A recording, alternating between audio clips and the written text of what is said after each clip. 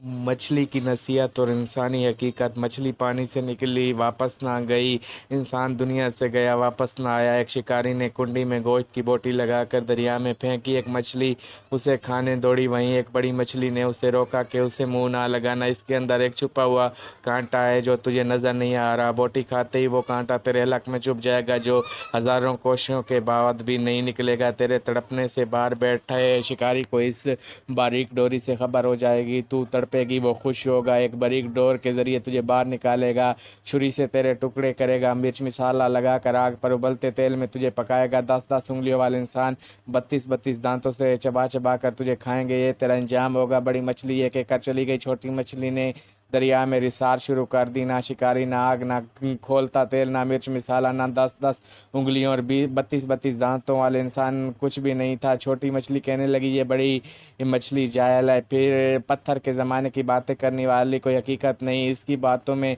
मैंने खुद रिसर्च किया, इसकी बताई हुई किसी बात में भी सच्चाई नहीं। मेरा ज़ाती मुशाहिदा है, वो ऐसे ही सुनी सुनाई नाम निहाद गैब की बातों पर यकीन किए बैठी है। इस मॉडर्न साइंसी दौर में भी पुराने फरसुदा नज़रियात लिए हुए है। चुनाचे उसने अपनी ज़ाती मुशाहिदे की बुनियाद पर बोटी को मुंह में डाला, कांटा चबा, मछली तड़पी। शिकारी ने डोर खींच कर बाहर निकाला। आगे बड़ी मछली के बताए हुए सारे हालात सामने आ गए। अंबिया करीम अलैहिस्सलाम ने इंसानों को मौत का कांटा चुभने के बाद पेश आने वाले गैब के सारे हालात वाक़यात तफसील से बता दिए। बड़ी मछली की तरह के अक्लमंद इंसानों ने अंबिया की बातों को मानकर ज़िंदगी गुजारना शुरू कर दी। छोटी मछली वाले नज़रियात रखने वाले अंबिया का रास्ता छोड़कर अपनी ज़ाहिरी रिसार्च के रास्ते पर चल रहे।